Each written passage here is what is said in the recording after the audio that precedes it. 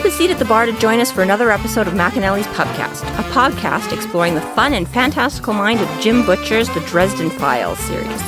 Hosts Tanzin, Jess, and Maggie bring you another round of literary analysis on this immense, immersive, and colorful environment inhabited by Harry Dresden, the world's only licensed private investigator and professional wizard. Join an active and engaged community of new and die-hard dedicated fans focused on the fabulous themes, theories, characters, context, lore, and more. This is McAnally's Dresden Files Pubcast by Free Flow Rambling. Conjure by it at your own risk.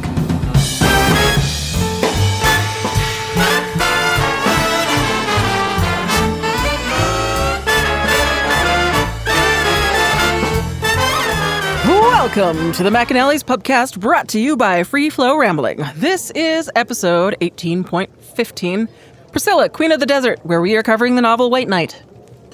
My name is Tanzin, and I am joined by Maggie. Hello. Jess. Subterfuge. And Rory. Get me out of here.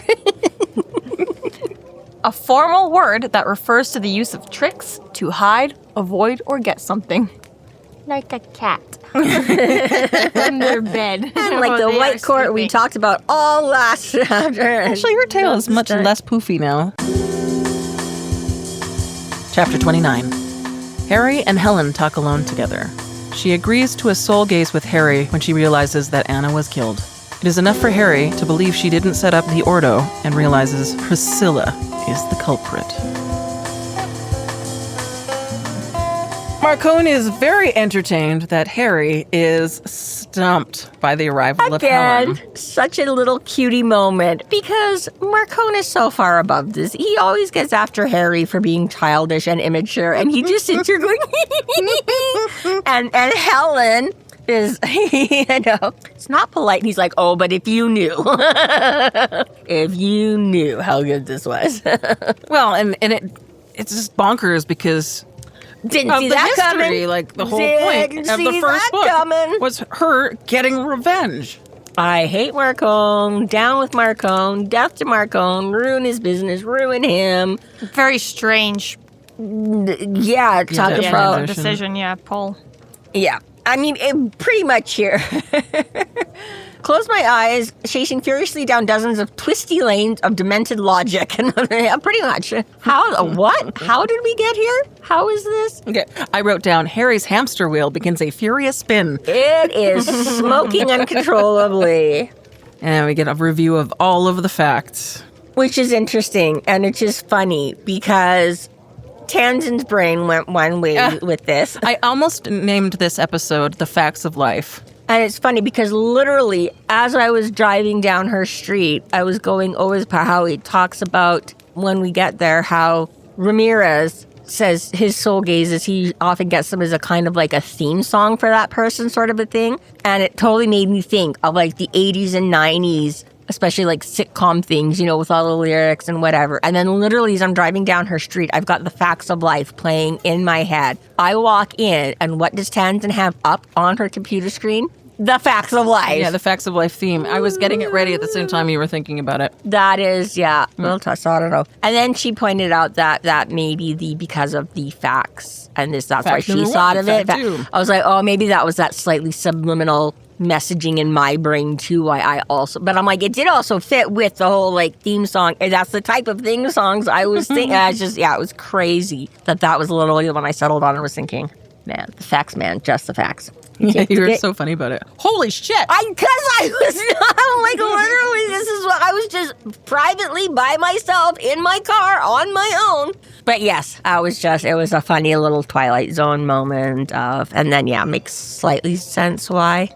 I don't know if anybody's watched that, like, Magic for Humans, I think is what he's called. Fucking Oh, yeah. It's like the Netflix show. The Netflix show. Where he does and all these... I feel really bad that I've forgotten his name. Jason Justin. Sorry, bud. Timberlake. Yeah. Dumoulin. Yeah. But anyways, where he does one of his little episodes is about that. And it's kind of funny. It's like, oh, you see it all broken down. Like, it kind of makes sense how it all... How you can influence people How to you do can what you want. influence people to think things. But yeah, it's still funny. I was like, whoa. Anywho. It is a little bit cute, too. Furthermore, like, oh my gosh, Marcone, you're such a big, strong protector. Because Harry's like, yeah, I got to talk to you by yourself, stat. And Marcone's like, you do not have to. He is You not don't the boss have of to you. consent to this. I'm the boss I'm of the boss of you. You know how I feel about you messing with my employers and my property. And I mean, they're not the same thing. The But hard line, though. This is a hard line for real. yeah, it is kind of. I get so you sort of touched on this in the last. I just had visions of like because Murphy leaves too, but like all three of the like Murphy, Hendricks, and Marcone leave, and they're outside the door, outside having a smoke. sipping mimosas. What the fuck do you think that is all about? I don't know What's why been new with you? I'm gonna say, yeah, Murphy just like whistling, like kicking up on her toes, like la la la.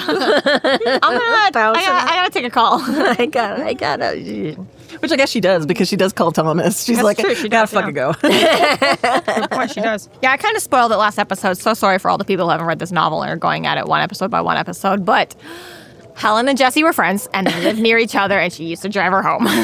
But this is Now you know.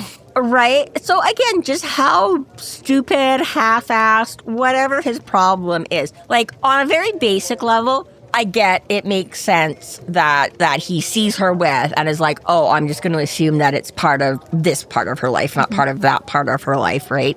And again, it's just very, very sloppy on Madrigal's part and stuff like that. But it's... Well, you're a vampire, though. You don't really have to be good at it, right? Well, being sloppy is part of it. You know, someone like Marcone, he's got to make sure he has all the facts before he acts. I mean, I guess yeah, one way or vampire, another... it doesn't matter. Kill whoever the fuck you want. What does it matter? Yeah, in some ways it almost worked better because that anomaly... Throws him off. Made... Threw him off a case. Yeah, Dresden even more like... And implicated Helen. But the thing is here, it's like, I don't know. I mean, I don't have a lot invested in Helen. I mean, like Marcone is the undisputed bad guy, but we also undisputedly love and adore his role and how I know he's a bad guy, but I like my interactions. He's good at it. He's written well. He does. He's not just he is not just violent and whatever gratuitous. I mean, he's got his own rules and code. He's got his own rules and code and stuff like that, right? Got swagger. Yeah, he's not just a douchebag. Whereas Helen, you know what I mean? I'm like, obviously painted as a bad guy. Didn't think a lot of her in the first book. We didn't know much about her, and she was doing bad things that were messing up Harry's life, and then she like shot him and all that kind of stuff. Well, and it doesn't help that she doesn't really actually defend herself at all. I mean, She's just like, yeah, whatever. I'm an ass. And she very much in this next moment here, exactly. She's like, I'm a borderline sociopath guy, functioning borderline sociopath kind of thing, right? She doesn't make excuses for herself and all of that, right? But again, she's not written so just like, especially in this book when she's got, people like Abby kind of being like, hey, Helen's not so bad. She's had a tough life. She's trying to just be, she might not be a good person, but she's trying not to be, So you're kind of like, yeah, Helen's like, okay, like she's had this hard life dealt to her. And it's just kind of sad because you're like, this tiny bit of kindness. She's not even that invested, and she's not like, oh, I took her under my wing, and this, she's just like, I did a basic human kindness. We lived close by. I was like, sure, I can drive you to work. And just that association gets this girl killed. Yep. So somebody's, because again, if she didn't if she annoyed her in any way, Helen would be like, I'm not giving you a ride to work. Like, right, she doesn't have, again, that basic empathy to just be like, if there was anything she didn't like about this girl, she's not Helen says that about herself, but she, I don't think it's true entirely. I think she's just, is more trying to be closed off rather than just doesn't have it. Because why would you be seeking out the Order for any kind of connection at all if you just couldn't feel that connection? Then you'd be happy. The Shadow Man was, because you want revenge, but the Order was because you want community. Yeah. I think she's definitely damaged, but and sort of she's angry. She's sort of written the script for herself that doesn't necessarily fit, but yeah, exactly. I just don't think with she's it as bad as she's describing herself. Cause maybe not. And again, I don't know obviously enough about the psychology of it or whatever. But if you're turning to orgies for black magic, clearly there's something wrong with you. Yeah. But in this context, right, I would say I do understand her being damaged enough that, again, I think that's where the borderline comes in. That I think she's correct when she says she has very little empathy for her fellow mankind or whatever, I think that's true. I don't think she can summon, but once upon a time, she was not that person. And yes, even there, she still has a small capacity. Well, I mean, like you say, we always say that's the human condition. That's the problem with us, right? We get pissed off. We hate each other. We're violent, destructive, warmongering people, but we're community people. We always seek out and want to be around others. However, I mean, again, same thing. A million times a day, I can be like, I fucking hate the world. I hate everybody in it. I hate dealing with people. Everybody lets you down. Nothing goes the way you want. And yet, if I am by myself too long, I push that too excessively and have no contact, I do start feeling lonely and upset. I do want to interact with people, and then I'm greatly disappointed usually by, but yeah. Even still wanting that connection, even recognizing that you are worse person when you are isolated, so that you're forcing yourself to have that community is still, I think, some sort of branch of the empathy or whatever, because it's like otherwise people just don't need that. Yeah, but that's what I mean. That's what I mean where she's like the functioning borderline. Yeah, well. She's not a full I think it is a little bit more just maybe she is more just, critical of herself than is entirely true. And that could be as well. But yeah. Elaine, worst person on earth. Helen, I don't like her. I don't think she's that bad. I have some sympathy for the person that has no sympathy for anybody. I think she's cool. Yeah. I forgive her for all her crimes. Elaine, go fuck yourself. Yeah, she did her time. I actually don't think Helen is clinical. I think that's her own assessment of herself because she has cut herself off from trying to feel because of her trauma. Yeah. Like I say, I think that's definitely inherently, she does have empathy because she does do my kid's things dead. For the Ordo. My husband's dead. I'm about to find out my best friend's dead. Kill me now. I'm working for my enemy because I can't get a job anywhere else. The enemy of my enemy is my friend. Right? Except she's cutting out the middle part. It's just now my enemy is my friend. Because it's not the enemy of my enemy anymore. But it's so weird that Marcone would hire her too. Just because he feels that he owes her this. He owes her a job, or he wants to keep his enemies close, or... I think he has a certain amount of guilt and he's trying to make amends in a way he can. Because and keep track of her some way, somehow, but... I was going to say there's a lot of layers in here that... Because you're right, it doesn't... And on the one hand, you can be like, well, maybe Marcone doesn't realize. But then that negates everything we just... The entirety of book 1 is Marcone finding out that Helen Beckett's trying to kill him because of... the Tommy Tom is murdered because she's trying to take a hit out on Marcone, essentially. But she wasn't she was... No, I understand that, but she was involved in that for that. But I was going to say, the whole last episode we were talking about how well Marcone and Harry know each other and how smart Marcone is and how he doesn't do it. So exactly, it makes no sense to be like, he wouldn't have figured out who this person was and what her involvement was. He knows it all. Right. Yeah, I think he does know. And we've already seen him try to correct some of his mistakes because of the girl that was in the hospital where he took the shroud. Mm-hmm. I was going to see if we I was going to bring that up. When it comes down to it, for being a mobster, he tries to do the right thing. Talking about it feels like a spoiler, despite the fact that we've actually seen him go and arrive. And Harry himself has followed him and knows about that, and yet seems to not make the connection. Not yet. No, I'm glad that you went there because I was going to bring that up. Once we get into that and do that scene, I was going to ask you if you remembered. Right? Who could forget? Don't take this the wrong way. Tangent. But yes, even her explanation for this, it's all very sad. She, semi-befriends this girl, and then that just gets her killed. So that's one more thing, too. But even that, just again, when he starts talking then about the whole thing, and even her explanation of, I get it, I don't. They're, kiss and kill and love and hate. I didn't like that intro, but it would have made more sense if she just left that part out and been like, I had no choice. I have my reason, whatever. I'm a felon. I didn't have a lot of options, and this is where I ended up. Yeah, which is a more fair approximation. He owes me. Well, is a more fair approximation. Least he can do is give me a job. Yeah, but wanting to be that close to him is still suspicious too.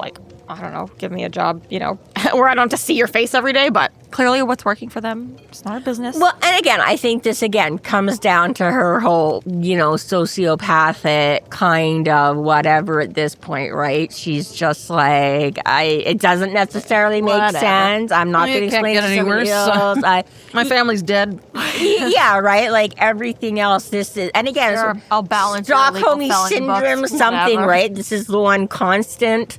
Again, I'll be your Bianca. Who cares? I'm pretty sure she's just clinically depressed, is what she is. Yeah, that's all of the. Yeah, that's for sure. She absolutely does. And then I find it interesting because she picks up on this right away. And he's like, well, we need to talk. And she's like, you're not going to believe. Like, again, oh my God, this again. Problem. Jeez. Yeah. Every time I say it. You know, I've been in every episode of this podcast, something neither the two of you can say. And I really actually wanted to skip this one. I don't like this chapter. I don't like this flashback. I don't like...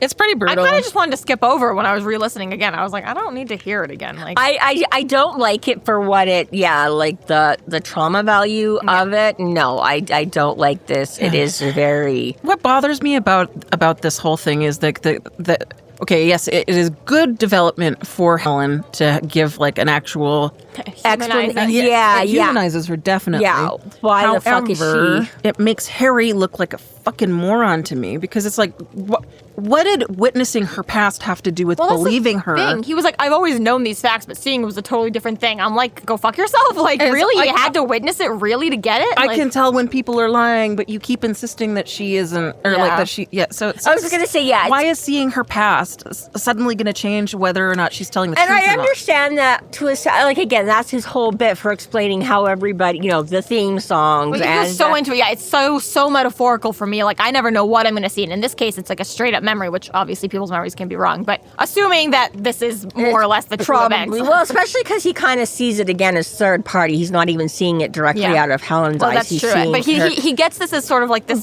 running track. This is the only thing playing in Helen's mind and fueling her, and he's thinking about it constantly. It's like, yeah, I'd be fucked up too. But also, Harry, like, this isn't news to you. Like, you did know, like, honestly, every single fact of this. Basically, yeah. Like, the only thing that it does is sort of, like, maybe open up his eyes that he is being over, like, intent, like, subconsciously partaking more. To me, this is more just benefit of Helen being like, oh, he always falls for like the poor woman act. Like, let me show him my worst trauma. Not that she can control it, but that's more of how it plays out. Yeah. Oh, because I'm just like, oh, Harry got no respect for this woman until she's a sad woman, and then he's like, oh yeah, right, you're a woman. I forgot you have breasts. Right, I'll do anything for you. But that's what I was going to say. Is that not so much that the specifics of what it? Because you're right, he knew that. But again, it's whatever that intuition that. Because you're right, he does say a lot of times like, I can tell if you're lying, and I know, and I just have to be sure. And that's it. So it's like, yeah, he may not have learned any more factual information.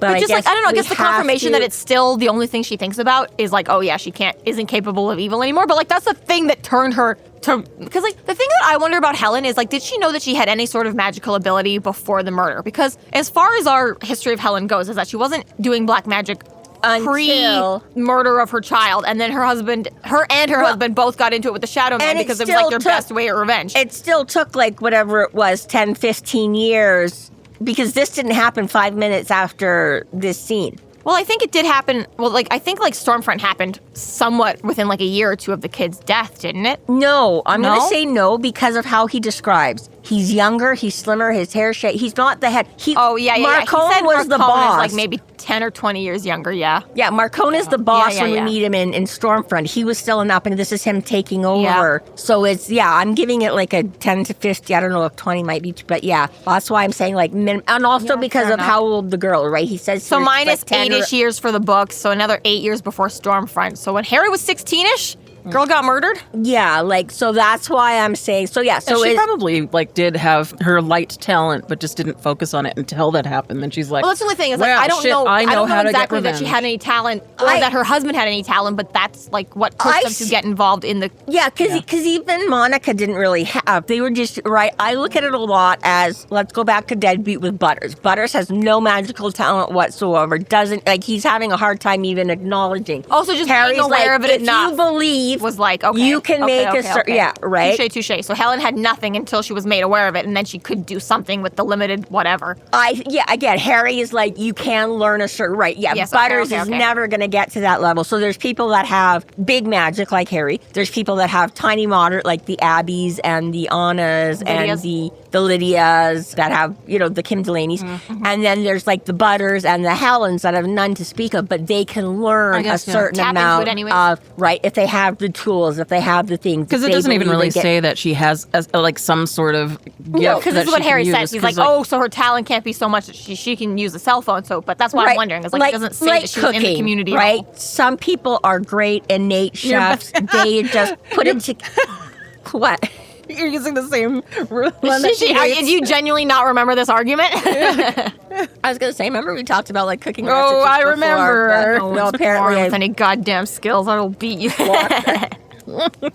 Anyways, but like, because one of them can see briefly into the future. Abby, yes. Yes, Abby, that's why she's so scattered brain. But it never actually does say anything about Helen, like what if she has something that she can do, like, I can light a candle, poof. Yeah, so I would say more that her... I can have sex magic, woo! Yeah, that she may... We can all have sex magic if we just try to. On how you view it and believe it. I feel like, yes, her becoming more is now that she's been exposed to this world, like, yeah, what is she going to do? Pal around with that's the thing. Once you're exposed, there's no way you're walking away from that. Like, oh my gosh, it's amazing. Who walks away from their talent, Charity? Well, but not even like that, but just meaning like nobody's gonna, like, what is she gonna do? Hang out with the other ex-cons from and be like, oh yeah, so I was in like this magical ring. Well, no, okay, to be fair, that's what she's doing working with Marcone, but yes. But Marcone knows that that's all I'm saying. Your average... Yes. Gang, whatever the fuck she ended up in, that's all I'm saying. No offense. In her position, it's exactly what she would have done. That's what a parole officer would recommend. Walk away from the bad people who got you in this mess, which is the magical community. And she's like, no, I can't connect with the non-magical community. I'm going to go hook up with them all again right now. To be fair, again, she's not hooking up with the black magic community. Well, she's working for the biggest felon in Chicago right now, but yes. No, it doesn't really say it one way or the other. Like, it's purely speculation whether or not she does have I've always assumed it's more like that not that she necessarily had anything in her. But my only point is that, yes, Haley comes out of this as bad guy.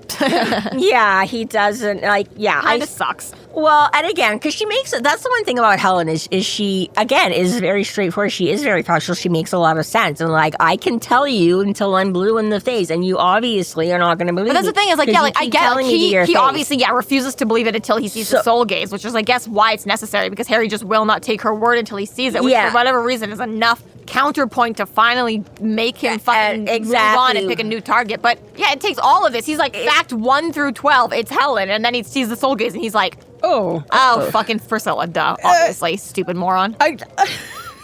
I felt so stupid because I was like, what do the turtlenecks have to do with anything? What? Because she's cold? And then I slept on it, and then I woke up and went, oh, Adam's apple.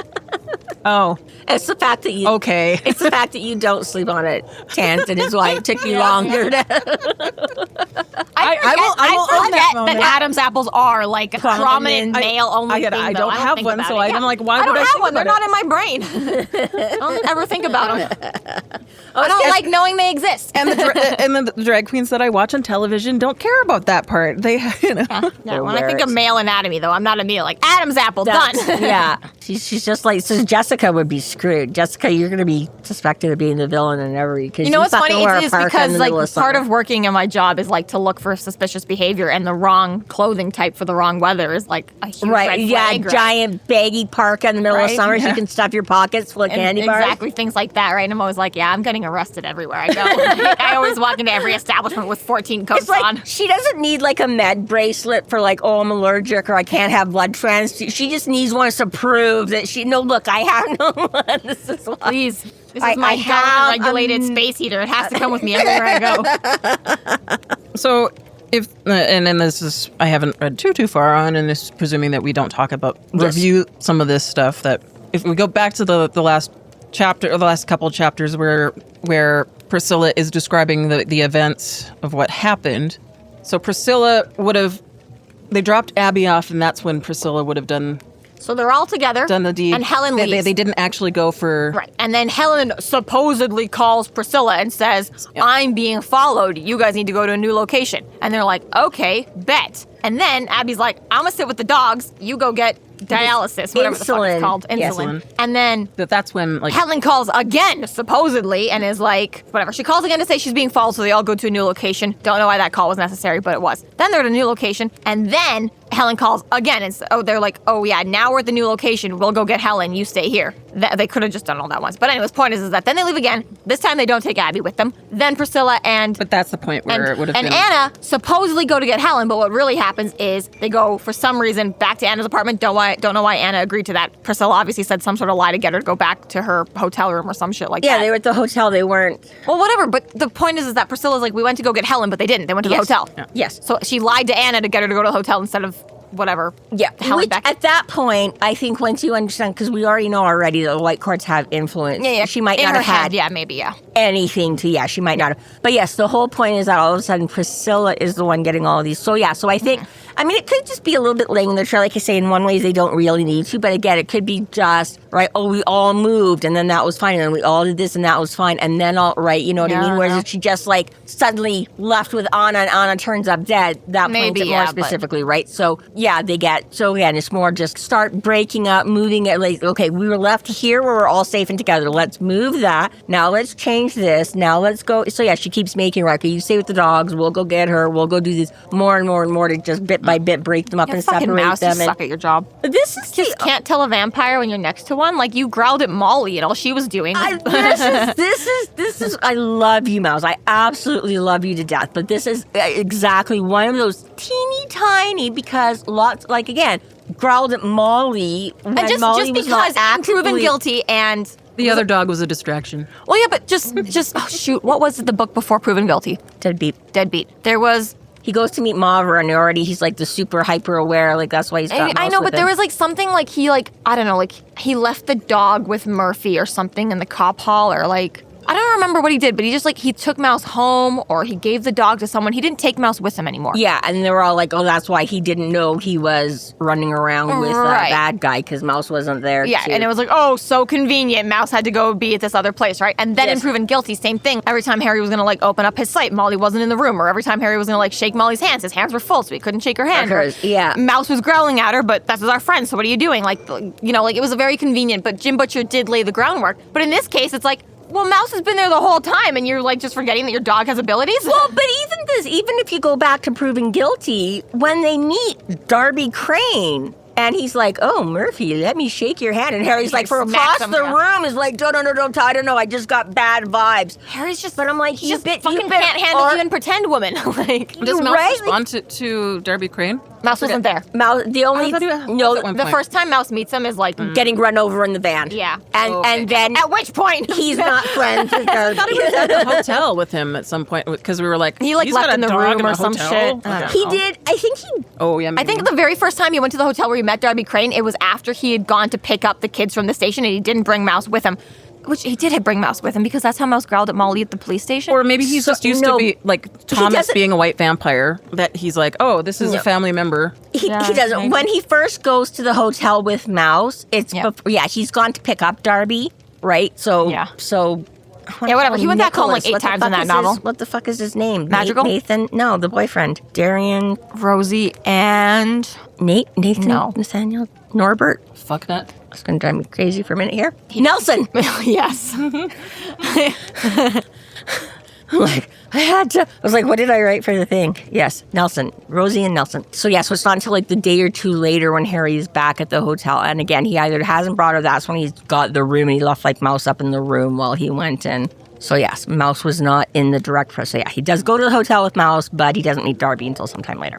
Anyways, point being is some of his spidey senses went off then, but they don't go all. He has now spent way more time around Priscilla than he did around Darby Crane, and he's had no tingle on the spidey sense. All day with them and was like, yeah, go off on your own. It's fine. And again, I'm going to leave the dog. Biases of, you know who I want to protect? Toto. I'm going to leave the dog because the dog picks up on his spidey senses even more sensitive than my spidey sense. And Priscilla was like, this is the dumbest dog ever. This is great. So everyone's afraid of this dog. Madrigal's like, the dog fucking killed my guy. So funny because Priscilla's like, la la la la. Because in a minute they're going to go back and Murphy's going to be like, oh no, the first thing he's going to do is kill Mouse because Mouse saw the demonstration and they know Mouse is like his super dog and it's like, really? Because Mouse hasn't noticed any?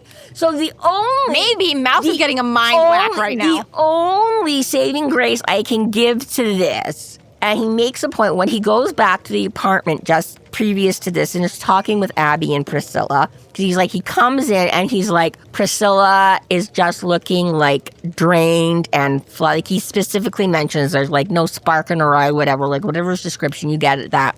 So my only thing is that perhaps she has not been recently feeding, like in this little the gap. demon is weak. That the demon is weak, and that's the only... Because Darby could have fed recently when they met him at the hotel, and that could maybe even be a little bit why Harry's spidey senses were going off, right? Because Darby had no reason not to be... Because in general, they pass. Regularly...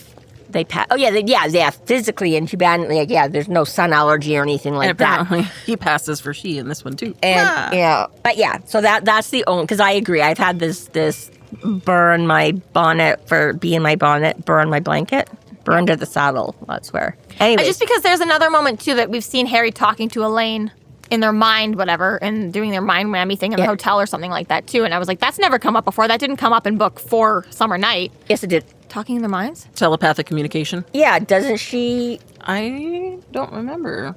Oh, no, maybe... No, you're right. It is the first time, because, yes, he's surprised when she does it at the beginning of this book. She's like, Harry, be nice. And he's like, oh, I forgot about that. No, you're right. I don't think they did do it. So I'm like, okay, fine.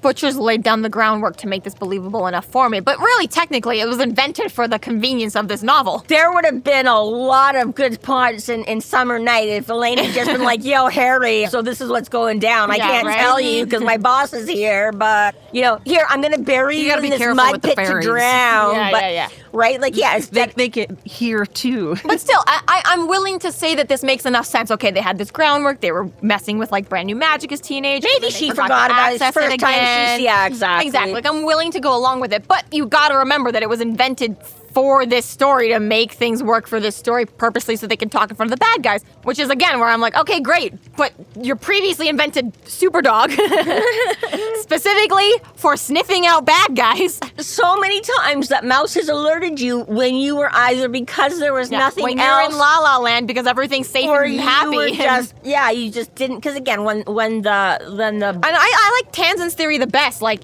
we're friends with the White Court. Like, why would I alert you? You bring them into your house all the time. You're sleeping with one now. Like, all the whole cop you smell like Thomas. You told me Molly was fine. I keep trying to tell you. You're like, no. So I'm just ignoring this shit now if you don't. Yeah, fuck you, bro. Unless, exactly. Like, okay, the blacks, we know that there's nobody there. So, yeah, the whites, I just wait until you tell me if this is friend or foe, right? Like, just assume they're all good unless otherwise noted. Okay. No. Armistice with the White Court is what you said. Okay. I'm a really smart dog, Harry, but come on, I'm not a fucking mind reader. Priscilla's subterfuge is just that good. Even Mouse can't fucking get it. Yep, she does it good.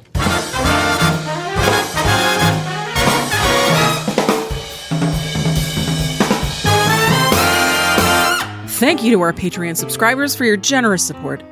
It's people like you who help us do what we do.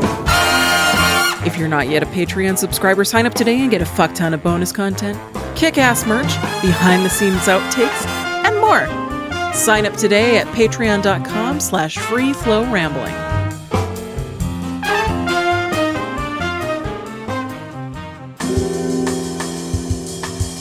Chapter 30. Harry discovers Molly hiding in the back seat of the Beetle and gives her a heavy-handed lesson. They leave for the hotel as Harry explains to Murphy about his theories on what he thinks are White Court power plays happening. Thomas answered his phone, said he was okay. I called both rooms, but the call went straight to the hotel's voicemail. So I don't know that Thomas is at either of these rooms. I mean, maybe, because I thought the room was the one that, or no, I guess they were at a different one. They didn't go to, did they go back to the Amber Inn? Did Thomas get rooms at the Amber Inn when they went back to get Elaine and the others? He was outside of it, but it doesn't say if but yeah, they didn't go to a separate one, right? It's like, Harry's like, we're going to the Amber Inn, and Thomas got a room there for all his little ducklings. I think it's just 2 separate hotels, like the one that, Anna got murdered in, and then the other one that Elaine was like, took them to. Elaine took them to the Amber Inn. I assumed that was where, because they go back there to get everybody, and that is the room where they find Anna. So the room that Elaine rented, were the one that they all left to go running around for insulin. Yeah. They go back to that room. That's where Anna, why they have access to that room. They don't just randomly go to hotel rooms and be like, oh, there's dead people in your tubs. Well, they should start. So I was just, I'm trying to confirm that, when that Thomas they didn't go off and get another random because... I don't know. Because it could have been another... I'm they could have moved confused. since then. There's lots of hotels. I'm a wizard. I don't know how phones work. I don't care anymore. Anyways, eventually they all get them all, they are at the Amber Inn where Thomas gets groomed, but because he was leaving to go feed, so I don't know if he, went home or I don't know that he's in the other so many details. Hotel room here or not. I think I've always taken it as, Anna's room and then the extra room or two that Thomas got for all his people, but regardless, whether Thomas was in the second hotel room or far away they phoned him. Then they could not get a hold of any of the refugees. Harry gives his keys to Murphy and says, drive. Yeah. Her bike is there. They're just leaving it? Yeah. Watch our shit, Marcone. Hey. Well, they're platinum members, man. I was going to say, if you're going to leave your shit somewhere, leave it Harry. She's getting towed. She's a guest of the platinum member. Can you imagine? She's just like, can you validate me, Marcone? Murphy would accept no validation from her. Yeah, they're not going to tow her. They're going to run the plates. They won't tow her. Yeah, I was going to say, she's got her cop plates on there. That she's got a little, decals, support the boys in blue, all that. So they're like, wait. I feel like this is Anyways, yes, he gets Murphy to drive because he's like, wait a minute, Elaine just reminded me that I can do this super cool telecommunication thing. However, we got to be a little bit closer. So yes, you can ask me questions, but before we do that, I'm going to toss my stuff in the back of the car. And nicely timed. Yeah. Molly, I get it. In some ways, I'm like, I could see potentially. At the same time, though, I'm dealing with some. And again, even just can you saw does he rate Harry's fine, you're here already. You snuck into the first thing. He's like, I'm gonna drag you to the morgue, and oh, by the way, you're gonna jump in this dead girl's head and figure out what happened. And she puked and was upset. It upset her. Gosh, living not even. I mean, we were all like, I don't like Helen's flashback because we're like, that is too much. And even Harry's whole heroin feels good too. You think it gets through her head, but but I'm actually feeling somebody's death has got to be even more traumatic than death. Reading about somebody's. It felt more like finish, not death. So. Whatever. But she's like, I'm just going to hop in again in this really dangerous cave. When do you think she showed up? Do you think she broke into the car while they were inside Marcone's, or do you think she broke into the car while they were at the hotel? She mentions about being able to track the Beetle. Right. So she brags that. Did she track it down at the hotel? Did she track it down at here? I figured it was here. I kind of took it maybe she's been here for a minute. I don't know. It doesn't say. Right. But. Yeah, did get some validation that she is 19, so she's not underage at this point, but still doesn't. None of that matters. It doesn't excuse Bob's creepiness, nonetheless. I would say probably not that she wouldn't have got away with it. Because Harry already says her veils are really good, and that's not his thing. But I'm just going to assume that there might have been enough, or she might have been whatever to sit there. I mean, again, why would she maybe not have followed them up into the building if she wanted to know what was going on? So she probably tracked it down to just here. While they were at Executive at the Madison is where she's come across them again. I think and also getting busted pretty early. When she does to yelp. I think I could have held it in. If I'm trying to hide under a veil, I'm not going to yelp. Are you kidding me? Maybe, but I mean, if you suddenly unexpectedly got a stick tossed at you again, involuntary, it's hard to say whether you Why is my staff levitating? Yeah, exactly. But at the same time, we need it for the story to work. He has to discover her. So whether or not you could, I mean, again, it's totally right. If it had been Harry, he's like, oh, the ogre stepped on my toe, and I'm like, I nearly shouted, but I held it in because. But here it's no, we need to discover Molly, so she's gonna let the yelp out. This is exactly like you said, the attitude where she immediately starts trying to defend herself, and he's just so angry. He just has to let off power immediately before he can even listen to her. To me, I get that. I'm on Harry's side. I was I'm not fucking angry. Anybody that's had teenagers and stuff, one, it is very, very believable, the defensiveness and the attitude. It is also very, that you, I mean, again, like I say, even just with the little... some good tea. Even with the little one right now, 7 years old, and again, I'm not literally the definition of your, like, recondite thing. It's like the whole thing. I'm like, what you are doing is the literal definition of the thing you are arguing that you are not doing. You know, all that kind of. So I was like, yeah, to a certain degree, yes. On the one hand, you're like, wow, what an obnoxious little shit. At the same time, I'm like, the girl is 19. Yes, you know what? It is. And again, already we've seen Molly being a little bit rebellious and anti-authority as she is, much like, right? And again, it's just a lot of repeat of, like, shit she should know better by now. And I agree. And yes, on the one hand, that's exactly the thought running through my head. You're like, really? But at the same time, actually, yeah, but this also does ring 100% true for fucking teenagers and people that think they know best. Undeveloped prefrontal cortex will get you every time. But I've learned so much. Your bracelet test is bullshit. Yoda didn't do that. Oh, I'm okay. So we can take the fictional movie. That was an okay test. But the real life fucking wizard trying to, well, that's just bullshit, Harry. It's not how Yoda would have done it. Like, yeah. You know everything and you know nothing. I get it also, but I can also see why Murphy is like, And in the same token, there's like the darker voice in my head didn't want to stop the lesson. Yeah, a little dark. Yeah. It is a little like, maybe she should feel a little pain for this. And especially because he's like, oh, nothing teaches like influence. Fire. It's like, Harry. Come on. Well, even that right? Like, dude, you know the consequences. Like, relax. The whole thing is like, he's like, I peel off my gloves. So he's like, it ain't as ugly as it was, but it's, right? Like, yeah, you're like, you're just absolutely drilling this home. This is, because we've seen, you don't need to take the glove off to do it. But exactly, you are and on the one hand, again, extreme, maybe, is it? And again, when you're on the outside, same thing. I could yell and scream at my kids all day long when they were doing stupid things and deserve to be yelled at. When I'm listening to, my granddaughter get yelled at, I'm like, oh, but is it, yeah, she did wrong. Yeah, she did a stupid thing. Maybe tone it down a notch. It's that very, it's hard to see other people going through it. But at the same time, I was like, there is also that sometimes, though, you scare the crap out. Like the one time Jessica cut her sister's hair. And I scared the shit out of her enough that it was only ever... Some people go through that 2 or 3 times. Neither of my kids ever cut either of their own or each other's hair ever again after that. And I think I did. I think I scared her badly enough with my initial reaction that it stuck. I don't feel bad about that because we did not have haircutting issues. And thereby no other cuts or... Don't remember it. Visit. Too young to remember that one. Honestly, you guys were like 3 and 4, so I'm not. This is before we moved to Fort Mac, so I'm not surprised that you don't. Although she has seen the photographic evidence because literally the week I did a good job. Grandma was like, "Let's go to Sears and get pictures taken." I'm like, Harry doing this whole. It's about 1,200 degrees. It'll melt sand into the glass. It doesn't do much for skin either. You know how I know? Tested in New Mexico. So. Basically, he shows this little, like, miniature sun in her, and I'm like, I feel like the distance that we're at of the sun can fucking give us a sunburn from how many light years away. All right, it's pretty extreme. You've got this only miniature a truly happy person can capture daylight in a handkerchief. But if you want to create a whole sun, you have to be angry. Yeah. You have to be freaking psychotic. Yeah, exactly. But I'm like, I feel like this would be close enough to her face to already be singeing a little bit if it's that frickin' hot. Like, you can pass your hand over the candle and it burns and that thing. Right. So I'm like... Magical fire. Oh, everything has to behave by the laws of physics until I'm proving a point to my apprentice. Now I'm going to twist that shit all to hell. I am a functional, borderline psychopath. I am heartless, calculating, empty, and can muster very little in the way of empathy for my fellow human beings.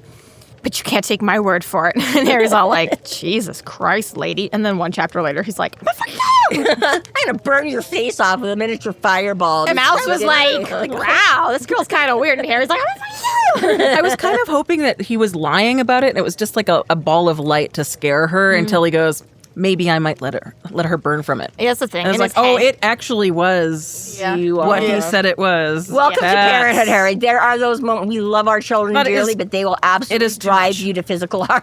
It's too much. Murphy knows it's too much. She calls him on it. And yes, Murphy says, we're not going to talk about this now, but we're going to come back to this. We don't have time for this. You're not in the headspace for. But even Harry's like, then I'll just tell you how to do your job afterwards. But still, like, bad guys don't take this long. And it's like, and that's it. Yeah, bad guys aren't going to give you the choice to just, extreme, but I get it, but I don't, but it's harsh, but it is, so, yeah. But Molly seems to kind of, maybe this time, because, there does come a certain point, and again, the only thing I can relate to is parenthood, but there comes, it's fine, slam your fingers in I don't care.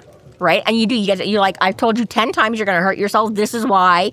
If you're going to you know what, fine, fucking do it. And then maybe you'll listen to me about, so, yeah. Murphy, though, just real quick, Murphy referring to her, why does your ex think? I'm like, why? That's a weird way. Just call her Elaine, though. It's like weird that Murphy's like so obsessed with that. Your ex-girlfriend, your ex-girlfriend Elaine. Well, she's like always saying it. Their side. How's your boy toy? Man toy. But still, just weird. She's like, why do you think your ex is in danger? It's like, just call her Elaine, Jesus. I don't know, maybe I guess. But jealous. The only reason, so we hear about her, but so Harry has vaguely mentioned Murphy doesn't know her on a name basis. But we learn, in book 4 where she finds out about her husband's death and all, her ex-husband's death and all this kind of stuff, and she's like, "Oh, did you ever kill your?" And he's like, "Actually, yeah." And so maybe that just again, she wasn't really on a lot, and then she pops up a little bit and disappears. So maybe it is maybe for like Murphy, it's just like I don't really know, like Elaine, she's not Elaine, it's just like, oh, your ex popped back up again and causing trouble. And your ex is just back again, like following in your footsteps and like. Yeah, I agree, Murphy. It is weird, but like I don't know. I can see a certain degree that again. If I'm trying to think, like if somebody who I don't really know that well, would I be like, oh, is Tom, or would I just be like, oh, your ex did the, you know what I mean? Like I can kind of see it. They go on to talk quite a bit more about theories and sort of develop on the fly what's actually happening with the White Court. And that it's really all of this sort of just boils down to it's a power play. Yeah. Right. So, again, we kind of went over this a little bit before, but the whole thing is cat's paws, power plays, subterfuge. Oh my God, what a great word for this book. That's a fantastic word. It applies. So, essentially, everything that's going on that we've already gone over is that... Essentially? Kavis started this. And then everybody else was like, what a great idea. Ooh. We're going to swoop in and steal your fucking prize. Take credit for that. Just reposting other people's things. Yeah, exactly. So this is now we started to get like, oh, why is it in multiple cities? And why did it start becoming targeted to Harry? And why did it start becoming... About the women with talent. Exactly. Because it's a genocide. Well, exactly. Trying to do a genocide. That's kind of cool, too. Because we're thinking about how the Red should be running around. I love genocide. Transforming. Collecting the magical users to have children for them, so they just hopefully get a magical crop of children already. Is the word I want to use. Oh, because they think it's such a big deal to like turn a wizard. Why not just already start breeding them? Ortega's little pantry of exactly right. Like the Reds have the resources to be tracking them down better than the White Court. Why aren't they? Potentially, or maybe they are. And we don't know about. We talked about it before, but the White Court is almost the exact opposite, where they're like, let's just start killing them off so there aren't any. Yeah, and then either way solved. Either they're on our team already or the red team, or they just don't exist. Yeah, fair. Well, and this is where, again, Madrigal is just fucking dumb as a sack of rocks, because... I don't know that he's dumb. He's just sort of impulsive. Which is what makes him dumb. Yeah. On this level in this game. I mean, literally, like, Harry, look at me over here. Look at the plan. I'm going to lay it out for you. Apparently, they had a good thing going. So, yeah, Murphy being on the ball and a little bit in the know. And again, she seems to be the only one. Everybody else around Chicago is like, wow, a bunch of random suicides. There is nothing to connect them other than what Murphy knows about and why that makes these things weird. So yeah, and then again we find out that this has already been perpetrated in other cities where nobody caught on. Nobody knows what's going on. None of this. Because the first actual, not the Jessica Blanche fuck up one, but the first one in the apartment she calls him to, again, we discover Madrigal is the one leaving these notes. The Scavas wasn't writing in invisible ink on anybody before this. Yeah. So even if a wizard, a warden, anybody had shown up, there was nothing specific to, you might have speculated, you might have noticed the pattern, but there was nothing to be able to say, ooh, I bet some psychic vampire the apartment is he was in didn't have noticeable altar, right? Like it was... She did a little bit. She did have some... but it was in her bedroom or whatever. Yeah, but it wasn't like 100%. It was subtle enough, like there still could have been some sort of like, Well, yeah, a coffee table with some knickknacks. Yeah, TikTok tarot-witch, like... Right. You'd have to... I feel like, yes, because I feel like that was the whole place that he walked into the bedroom and there was this little shrine. Well, maybe, but I just think... But without the Exodus, though, it was not. But without the Exodus, that was the biggest... Yes, exactly. Just the fact that, and again, there might have been, like you say, some of those connections, but nothing else to make, and not like you say, somebody else might have noticed a little bit of the pattern that they were practitioners to some degree, but without that kind of shit. So yeah, exactly, everything.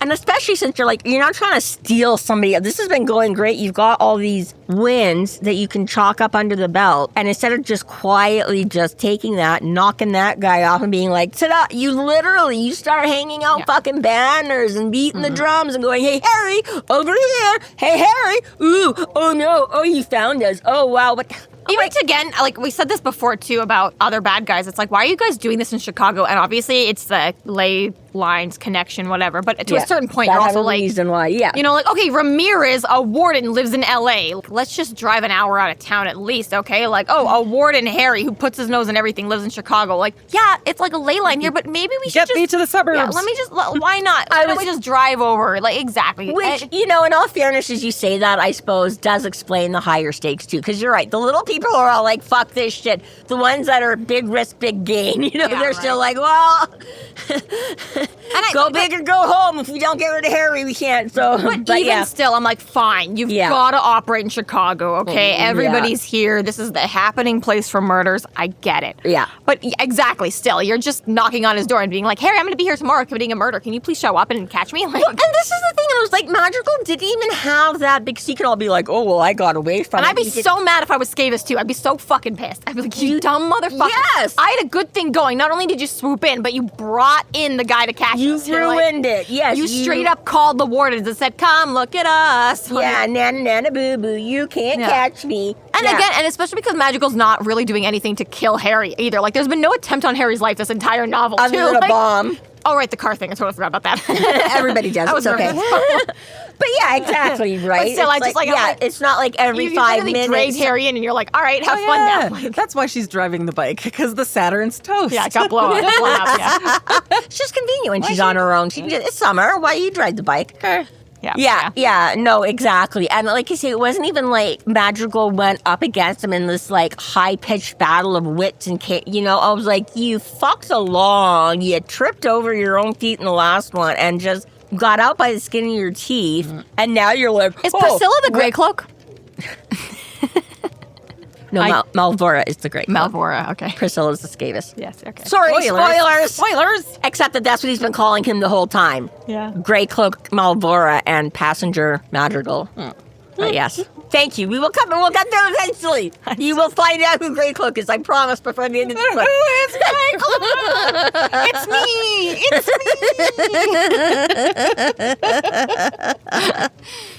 Even in Discord, they were dragging me, and I'm still confused.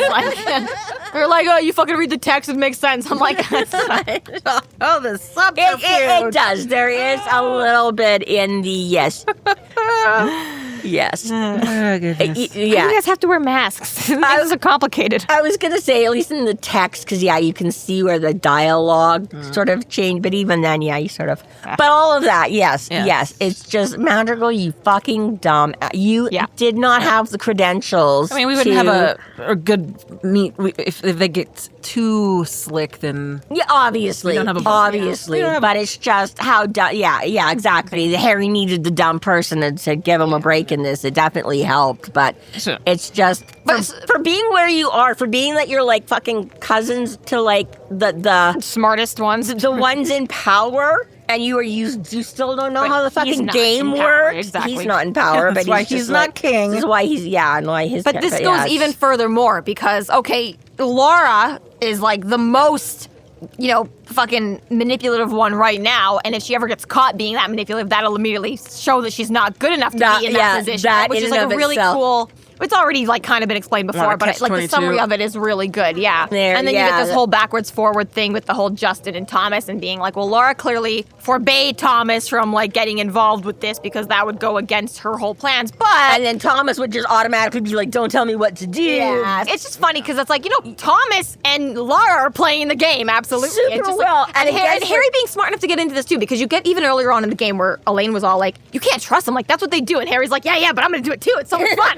That's what I like. Harry's like, I can be a race too. Let me in, guys. Like, I want to play. Yeah. Harry's like, technically we are related now. So technically I don't have any race blood, but you know what? I am like connected to your family, so I can play just as. But that's the thing. Is like, is Although he is, though. Harry is playing the game, too. He's in it. I was going to say, though, given, though, that Harry's connection to Thomas is because Margaret was involved with, so obviously Margaret knew enough to play the game, so I guess Harry has... Did she, though? She doesn't seem like she played the game well. She got captured. Well, she didn't get captured. She, I think, chose to be there at first and then was like, I don't want this badass drug-dealing boyfriend anymore. I'm going to go away. I guess she did kind of choose him because he was dangerous and evil, but... Yeah, and then extricated herself, and then she sort of got away with it, but then not really, because eventually he... killed her. Tracked her down. But she did remove herself from that for... But yeah, knew it enough that she did survive-ish for a while. So I was going to say, so yeah, she doesn't have, like, the same wraith manipulation, but I was like, maybe Harry's got enough, again, manipulation, whatever, in his genes I think it is just partially the smarts, though, right? Like, you do just have like how she ended up with the race in the first place. So I was like, Harry's got a little bit of that, even though... It is a fun game that they play. It is a fun game. If you can stay on top. And if you can stay on top, and if it is done well, and for the most part between Harry and Laura and Thomas and all that, it's done well. There's another chapter or two where you get Thomas's point of view, but still, point is like, through all of this, like, Thomas and Lara, they fucking get it. And Harry's doing a very good job staying up with them. It's like why it's so pathetic and sad to see Magical. Like, throw it all away. Yeah, it's like, you're so stupid, bro. Yeah, right? It's like, how always that one family member. No kidding. Well, but especially in... Mine has 12. But especially in this metaphor or whatever, it's not a metaphor in the book, they are literally survival of the... Like, literally, they are predators. How old is Magical? How many years have you had to figure this one out? Probably not the same, like, 33 like Thomas. Like, well, I was going to say he might be... I don't remember if they ever gave us an age on, but he is at least Thomas's age, possibly older. Hundreds of Thomas's ages. Yeah, I mean, we find out that Laura is pretty old for them, so might not be... She was younger than I thought. But yes, we get We get Lara's age in 12 months, and I don't think that's a spoiler to go back like the 7 or so years, but like I think that he only pinned her at about 300-ish years old in 12 months. Yeah, was this right? You're right. I think she was. Yeah. So she's only like in and about 300 now, right? Which is like old, obviously, but I kind of expected like 500 or 700. Yeah. Thomas, in comparison, is just like a blink for her. Yeah. This is part of the problem, though, where I almost would have to say, again, in defense of his stupidity, hopefully he's not any older than Thomas, because he really... That's why I'm saying, though, it's possible that he is. It's possible he's been around 1,000 years, like... Yeah, but that's what I mean, is I don't think he would have. Like, but that's just what I mean, is, again, they don't... I mean, yeah, there's a certain amount... Like, the race in particular, we don't know as much about the other branches. The race are all about, quote-unquote, family. Even as you kill off all your male children. Even that is, I think, more just Lord Wraith and his children. I think the cousins, despite having the Wraith name, aren't getting that same education. I was going to say, that might not be that might not be as prevalent. And I think it's not only, I like, genuinely just based off of how stupid and erratic he is. Like, Lord Wraith doesn't give a fuck about the other Wraiths in the family clan being stupid as fuck, as long as his prime family his power is... And not even his own family. He doesn't think that his daughters are capable of it, and he's killing off his sons so that they can He does think it's genuinely just him. He doesn't give a fuck about any other race, really. Because his daughters are servants. That's the end of the Wraith line. Like, yes, just because he can, because he's not into boys, so he can manipulate the girls and just chooses not to do that. So he's like, I'll just get rid of them. But yeah, it is. It's just, almost like dumb rocks for these people that are like, you've already lost the game. I'm like, how is he even still alive? Like, that's my part. And he's like, you can't possibly be hundreds of years old. Somebody would have. Fair enough. Yeah, you're right. But regardless, whatever. Madrigal is just a dumbass. And the White Court is just so cool how they... A lot of it is. Operate, though. Like, it is just fun. And even the Scabus and Malvora, even though they come in and they kind of ruin the whole vibe, it's cool. It's still cool, and they're on a different level. But I mean, like you say, the Black Court is basically just like, you're monsters. That's just it. You're cut and dried. Whereas exactly the Whites being so much more humanistic as well. And the fact of how they operate and stuff like that is, I think I definitely, if I was going to be a vampire, I think I would want to be part of the White Court if I had a choice.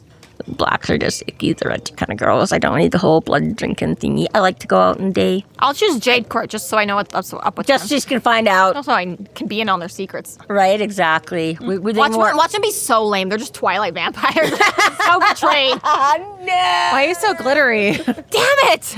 I was going to say... We're like geologists, you know? Oh, that's really how we got our name, was the Jade Court. It had nothing to do with we were just really into, Can we just have a moment of appreciation for the fact that when he first discovered Molly and he, as you say, lets off that power, and slags the trash can. And like Marco and Hendrix come out and be like, Fuck. this is just the garbage can. But yeah, I just like gotta call the guys to fix the concrete again. Yeah, I just thank you for proving my point. No, Harry. literally though, like honestly, like that at that point too, like that's when you deserve to get sued again. Like that one's on him. We're taking this out of your membership. Give me my dues. fucking sweatpants bags. Exactly. This concludes our episode 18.15, Priscilla, Queen of the Desert. Thank you for listening. You can find us online at freeflowrambling.com and McAnallys.ca. There we have links to other podcasts, social media, and other fun tidbits. Please subscribe if you like what you're hearing, and please consider supporting us through Patreon to keep the magic alive and to see more content. We are Free Flow Rambling, conjured by at your own risk. Although, now that we say that, should it not be Priscilla, Queen of the Turtlenecks? There's nothing desert about this.